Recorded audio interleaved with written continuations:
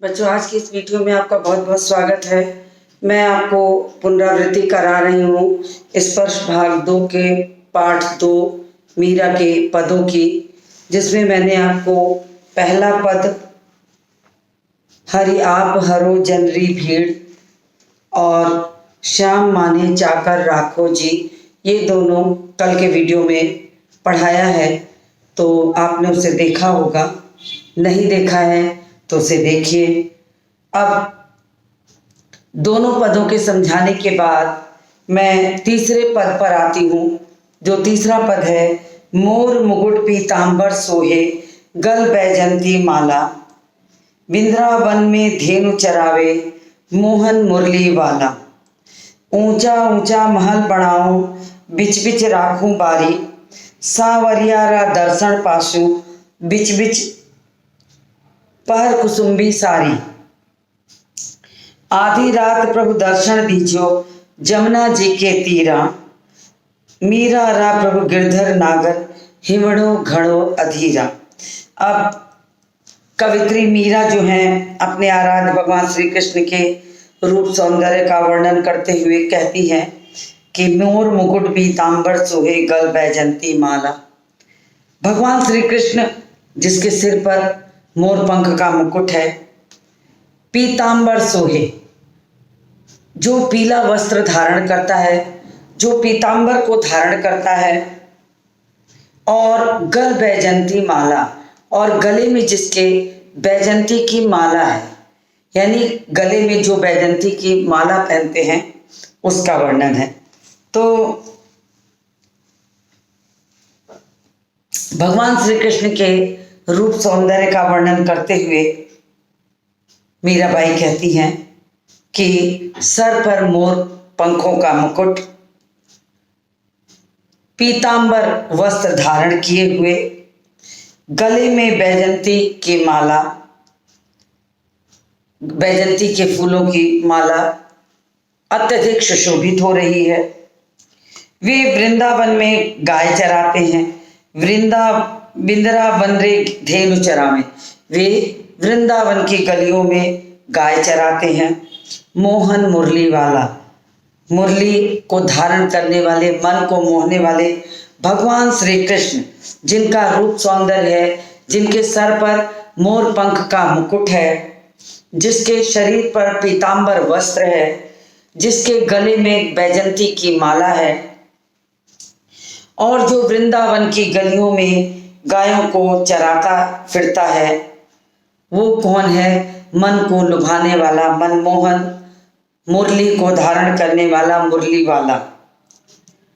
तो यहाँ पर मीराबाई कहती हैं कि भगवान श्री कृष्ण के रूप सौंदर्य का वर्णन करते हुए कहती हैं कि ये मनमोहन है, मन को मोहने वाले, और मुरली को धारण करने वाले मुरलीधर हैं।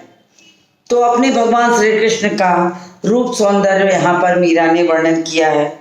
फिर आगे मीरा क्या कहती हैं? ऊंचा ऊंचा महल बनाऊं बिच बिच राखूं बारी। अब मीराबाई कहती हैं भगवान श्री कृष्ण को रिझाने के लिए, भगवान श्री कृष्ण का सानिध्य पाने के लिए, अपने आराध्य के समीप रहने के लिए उन्होंने कहा है ऊंचा ऊंचा महल बनाओ। भगवान श्री कृष्ण के लिए ऊंचे ऊंचे भवन बनाएं, और उस भवन में के आगे जो है वो क्या है? बिच बिच राखू बारी, फूलों की सुंदर सुंदर क्यारी, फुलवारी लगाएं, जिसमें बीच बीच में खाली जगह छोड़ दें। यानी कि बारी का मतलब होता है एक किनारे से, यानी दो तरफ क्यारी है और बीच में रास्ता है पगडंडी की तरह, तो उसे कहा है बारी।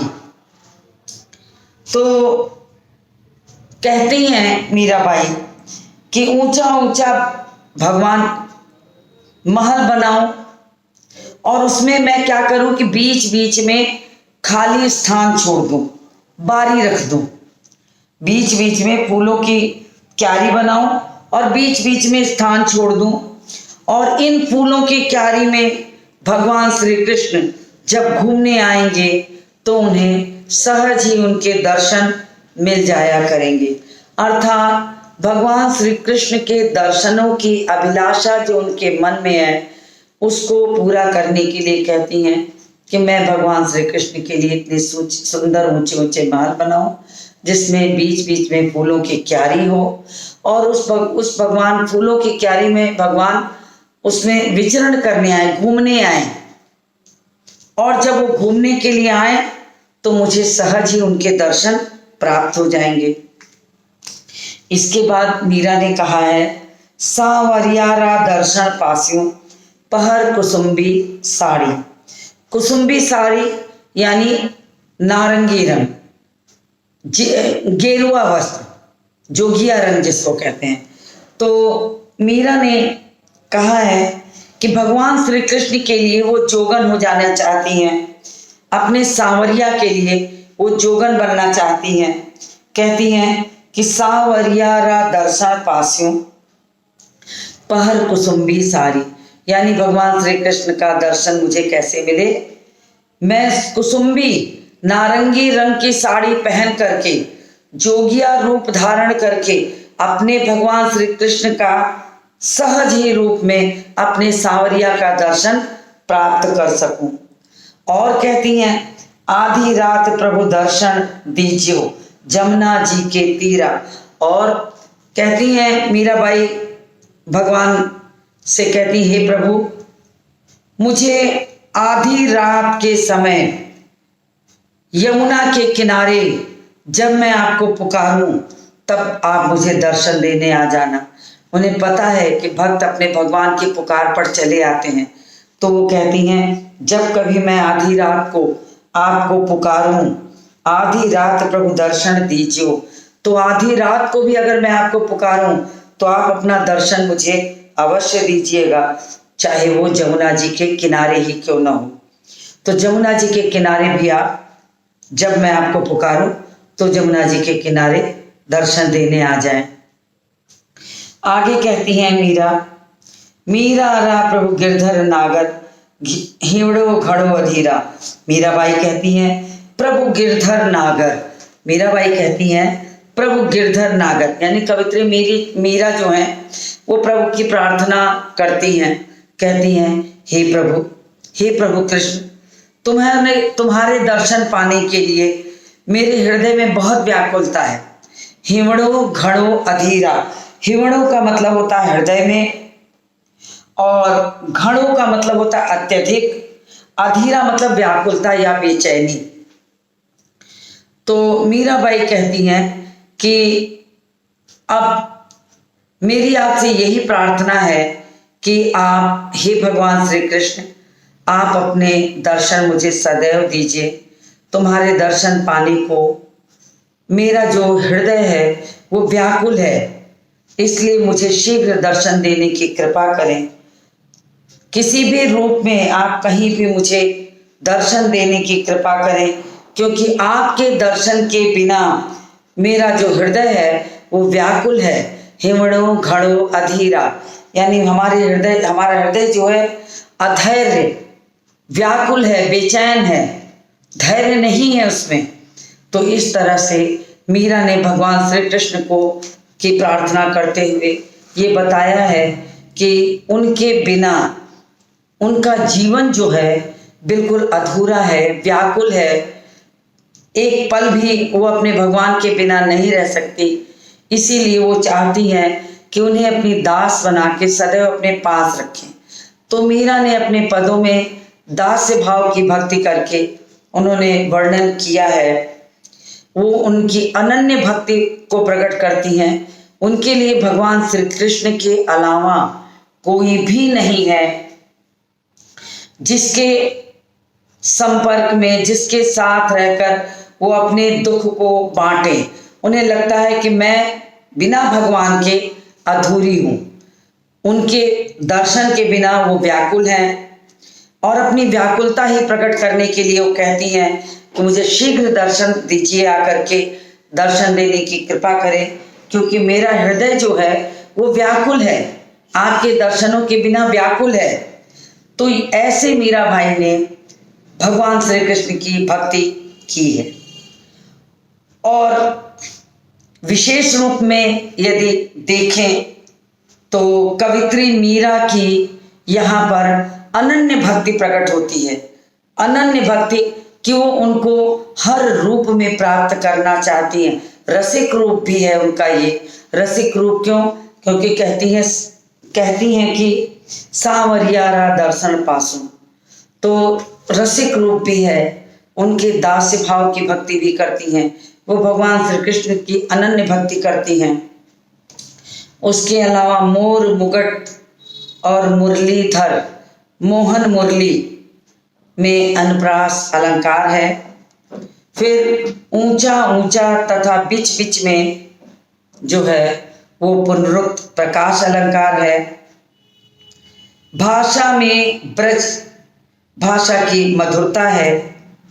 राजस्थानी शब्दों का भरपूर प्रयोग किया गया है। इसका जो छंद है वो पदावली है। पदावली कह सकते हैं क्योंकि ऊपर ही मीरा के पद लिखा है। और गीतात्मकता इसका जो विशेष गुण है, क्योंकि मीरा अपने पदों को गीत के रूप में गाती थी, घूम घूम कर गाती थी। अपने भक्ति रस के भाव को घनीभूत रूप में यहाँ गाकर वो अपने भावों को प्रकट करती हैं। तो भक्ति रस है, साथ में छंद जो है इसका वो पद है। तो मैंने आपको ये पद पढ़ा दिया। अब मैं आपको कुछ अलग करके कुछ प्रश्नों को भी चर्चा कर देती हूँ कि इस प्रश्नों में कैसे कैसे प्रश्न इस पे पूछे जा सकते हैं। तो तीनों पद मैंने पढ़ा दिया। हरि आप हरो चंद्री भीर और श्याम माने चाकर राखो जी, मोर मुगट पीतांबर सुहे। तीनों पद आपने पढ़े। और अपनी पाठ्य पुस्तक के जो प्रश्न हैं वो तो आप कर ही चुके होंगे सारे लोग, तो उन प्रश्नों को तो आप पढ़ेंगे ही। लेकिन कभी कभी प्रश्न यही होते हैं, उनकी भाषा शैली में थोड़ा सा परिवर्तन करके जब प्रश्न पूछ लिया जाता है तो आपको ये समझ में नहीं आता कि इसमें क्या उत्तर दें। तो कुल मिलाकर देखा जाए तो मीरा ने वास्तव में प्रभु की आराधना बड़ी तन्मयता के साथ, बड़ी एकाग्रता के साथ की है। और इसीलिए पहले पद में वो पीड़ा हरने की बात कहती हैं कि आप तो अपने भक्तों की पीड़ा को दूर करने वाले हैं। तमाम दृष्टांत अलंकारों के माध्यम से मीरा ने ये बताने की कोशिश की है कि आप भक्तों के कष्ट को दूर करने वाले हैं। तो आप भगवान श्री कृष्ण जो हैं वो भक्तों की पीड़ा दूर करते हैं, तो आप मेरी भी पीड़ा दूर करें। तो इस पर आपको प्रश्न पूछा जा सकता है कि भगवान कवित्री मीरा भगवान से क्या प्रार्थना करती हैं। और साथ ही साथ एक प्रश्न और हो सकता है कि मीरा ने श्री कृष्ण को उनकी क्षमताओं का स्मरण क्यों कराया। तो चूंकि आपको जो यहाँ दृष्टांत दिए गए हैं, जो उद्धरण दिए गए हैं, उन उद्धरणों के माध्यम से ये बात प्रकट करने की मीरा ने कोशिश की है कि हरि आप हरो जन की भीर, आप लोगों के कष्ट हरने वाले हैं, तो आप मेरे भी कष्ट को दूर करें। तो उन्होंने उदाहरण देके उन्हें याद दिलाया है, स्मरण कराया है कि आप ही तो हैं जो द्रौपदी की लाज भरी सभा में रखते हैं। आप ही तो हैं जो भक्त प्रहलाद को किन किन कष्टों से उबार कर हिरण्यकश्यप का वध करते हैं नरसिंह रूप धारण करके। फिर उन्होंने उस हाथी का भी वर्णन किया है कि जिसको कि मगरमच्छ पांव पकड़ लेता है, और पानी में घसीटता रहता है, तो हाथी व्याकुल होकर भगवान को पुकारने लगता है, भगवान को पुकारने लगता है और उस कुंजर की पीर हरने के लिए भगवान अवतरित हो जाते हैं। मगरमच्छ को मारकर उन्होंने भगवान ऐरावत हाथी की जो कष्ट था उसे दूर किया। तो इस तरीके से तमाम दृष्टांतों के माध्यम से भगवान को याद दिलाते हुए, ईश्वर को याद दिलाते हुए कि आप तो दुख हरता हैं, तो आप मेरे कष्टों को कैसे नहीं हर सकते। तो इस तरह के प्रश्न आपको पूछे जा सकते हैं। इस तरह के प्रश्नों का भी वर्णन यहाँ किया गया है। फिर और तो और आपको ये जो तमाम दृष्टांत यहाँ दिए गए हैं, इनकी कथा पर भी आधारित प्रश्न पूछ सकते हैं कि श्री कृष्ण ने भक्त प्रहलाद की मदद कैसे की थी, या नारायण ने अपने भक्त प्रहलाद की सहायता कैसे की थी। तो आप उनकी पूरी कथा का वर्णन करेंगे। फिर आप बताएंगे मीरा ने अपने दृष्टांतों के माध्यम से यह बताया है कि वास्तव में आप दुख हरता हैं, और अगर आप दुख हरता हैं तो आप मेरे भी कष्टों को दूर करें। तो इस तरह के प्रश्न जो हैं वो भी आपको पूछे जा सकते हैं, चाहे द्रौपदी का हो, चाहे गजराज का हो, या भक्त प्रहलाद का हो। और प्रश्न है कि एक जो तीनों बाता सरसी, ये प्रश्न किसी न किसी रूप में घुमाकर आपको पूछा जाता है कि तीनों बाता सरसी के माध्यम से कवित्री क्या कहना चाहती हैं। तो वास्तव में जो मीरा भगवान की अनन्य भक्त हैं और उनकी चाकरी करती हुई प्रार्थना करती हैं, तो उनके दर्शन, उनके स्मरण और उनकी भक्ति तीनों को वो प्राप्त करना चाहती हैं।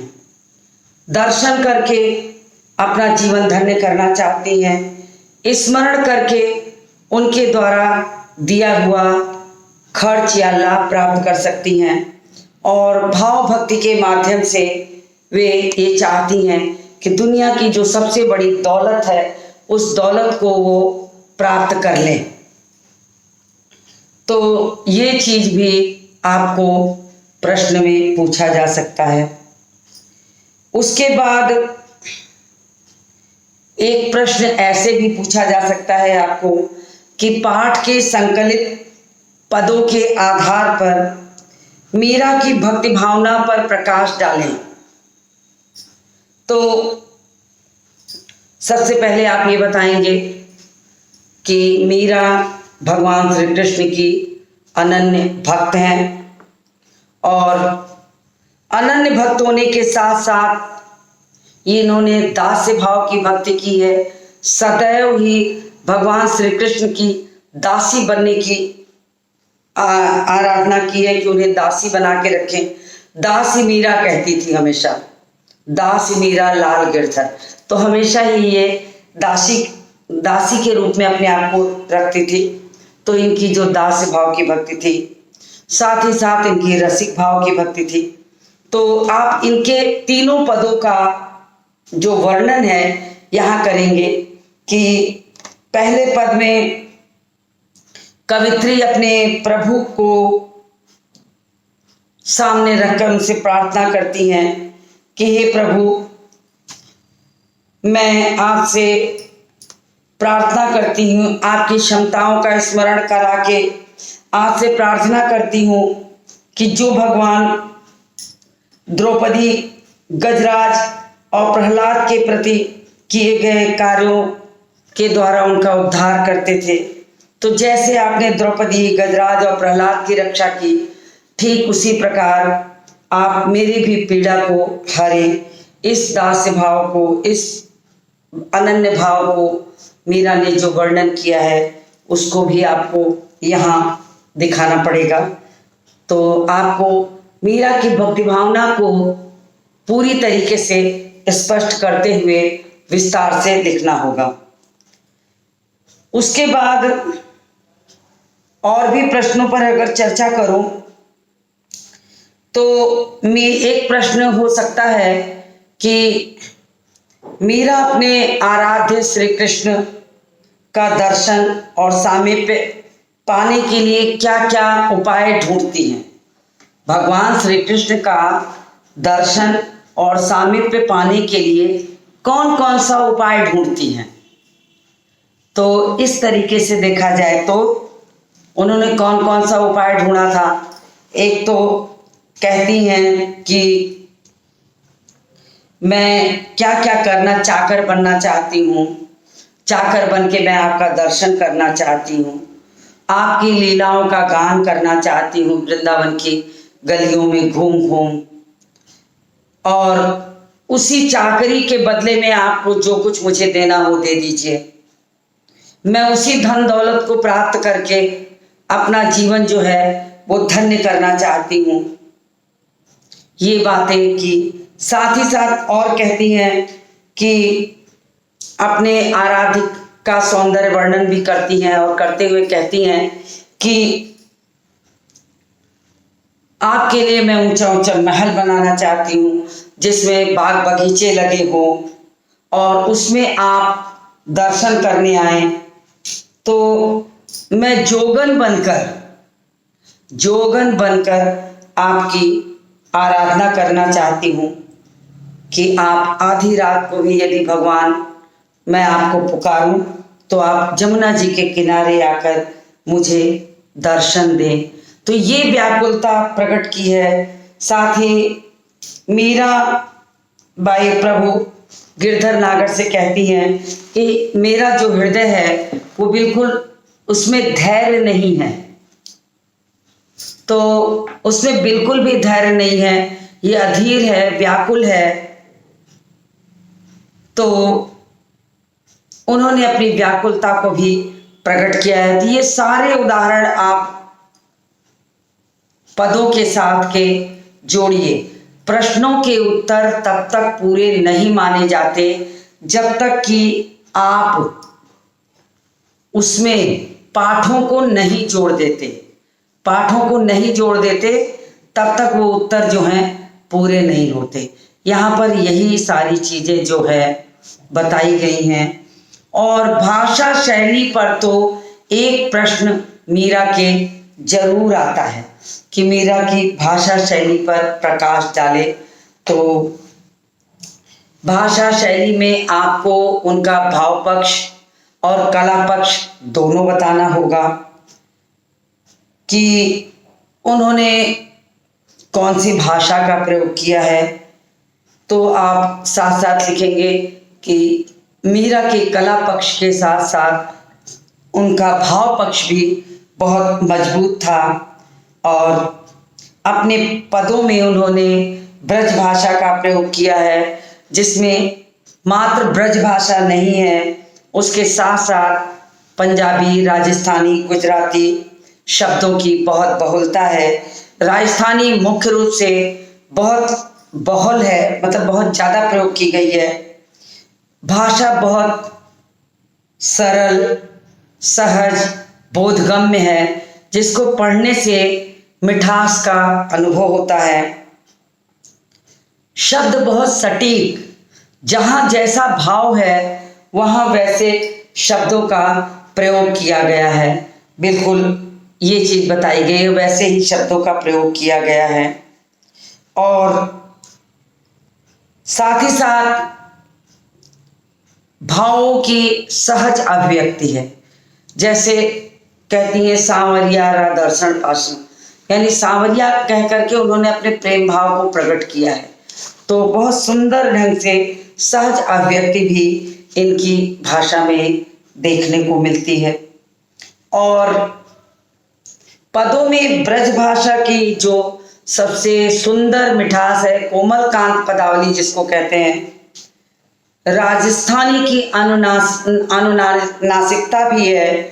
जैसे बनाओ, हिमड़ो, घड़ो, तो ये सारे शब्द भी जो हैं उनकी मिठास भी है, कोमलता, भाषा में कोमलता भी है, और पदों में भक्ति की प्रवणता, गेयता, संगीतात्मकता, लयात्मकता के कारण जो पद हैं वो भाषा को और अधिक स्पष्ट करते हैं। कवित्री ने शब्दों का प्रयोग भावों के अनुरूप ही किया है, यानी ऐसे शब्दों का प्रयोग किया है जो भाव की अभिव्यक्ति अच्छी तरह कर सके, और छंद और रस के साथ साथ अलंकारों का भी समावेश यहाँ जगह जगह हुआ है। और मुख्य रूप से सबसे ज़्यादा अलंकार तो अनुप्रास और पुनरुक्ति प्रकाश, ये दो अलंकार जो हैं बहुत मुख्य रूप से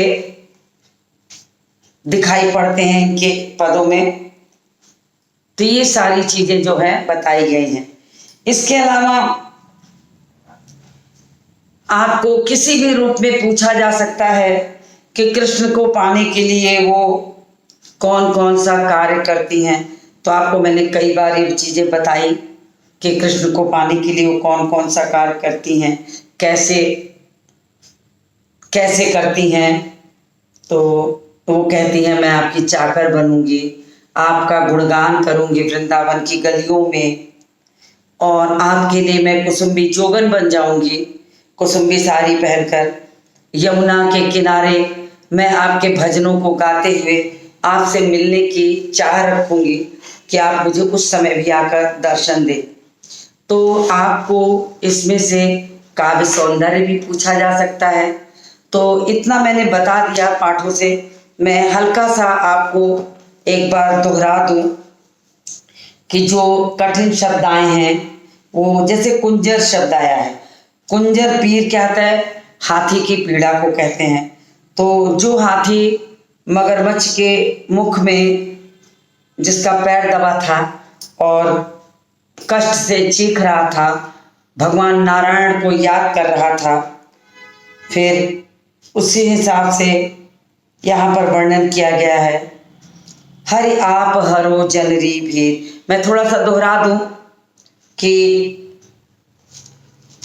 मीराबाई कहती हैं, भगवान श्री कृष्ण से आराधना करती हैं कि हे भगवान, आप तो भक्त वत्सल हैं, आप तो लोगों के कष्ट को दूर करने वाले हैं, तो आप मेरे कष्टों को क्यों नहीं दूर करेंगे। लोगों की भीड़ को दूर करते हैं, हरि आप हरो जनरी भीड़। अगर आप लोगों की भीड़ को दूर करते हैं तो मुझे भी कष्ट से उबार लीजिए।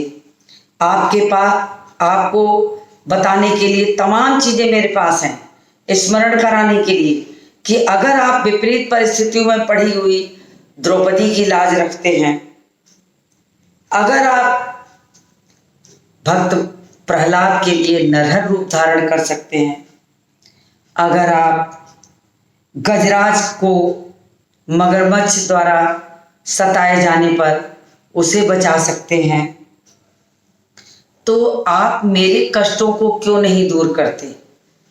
मारी भीड़, तो मेरे कष्टों को कौन दूर करेगा। भगवान श्री कृष्ण का सानिध्य होने के कारण पूरे अधिकार भावना से मीरा इस बात को कहती हैं कि आप भक्त वत्सल हैं, आप भक्तों के कष्ट को दूर करने वाले हैं, और अगर आप भक्तों के कष्टों को दूर करने वाले हैं तो आप मेरे भी कष्ट को दूर करें, क्योंकि आपने तमाम कथाओं के माध्यम से आपने ये दिखाया है कि आप अपने भक्तों को हर तरह से सहायता प्रदान करते हैं। तो मैं ये बता दी और मैं आगे वाले को भी थोड़ा सा दोहरा दूं। श्याम माने चाकर राखो जी, उन्होंने कहा कि भगवान, मैं आपकी भक्ति से तो दूर रह नहीं सकती, और अगर मैं आपको छोड़कर आपकी भक्ति से दूर नहीं रह सकती तो आप मुझे अपनी दासी बना लीजिए, मुझे चाकर बना के रखिए। मैं आपकी चाकरी में रहना चाहती हूँ और मेरा जीवन इसी चाकरी में व्यतीत हो जाएगा। तो यहाँ पर इस तरीके से मीराबाई जो हैं, तो 2 3 4 शब्द है, जैसे पासियों शब्द जो है पाऊंगी के अर्थ में है, तीनों 3 के अर्थ में है। सरसी का मतलब होता है पूर्ण होना, सरसी का मतलब होता है पूर्ण होना। तो मीराबाई चाहकर रह के अपने आप को हर तरह से परिपूर्ण करना चाहती थी, भगवान के सानिध्य में खुद को परिपूर्ण करना चाहती थी। तभी वो कहती हैं कि अगर आप मुझे नाम, दर्शन, स्मरण और भाव भक्ति देंगे तो मेरा जो जीवन है वो धन्य हो जाएगा। मैं अपने जीवन में पूर्ण हो जाऊंगी, मैं हर तरह से पूर्ण हो जाऊंगी। तो मीरा ने अपनी अनन्य भक्ति के माध्यम से श्री कृष्ण को आराध्य बनाकर इस तरह से अपनी भक्ति भावना को प्रकट किया है। तो मुझे उम्मीद है कि आपको मीरा के ये तीनों पद अच्छी तरह समझ में आ गए होंगे। और इसी के साथ मैं ये वीडियो यहाँ समाप्त करती हूँ और मिलती हूँ आपसे अगले वीडियो में।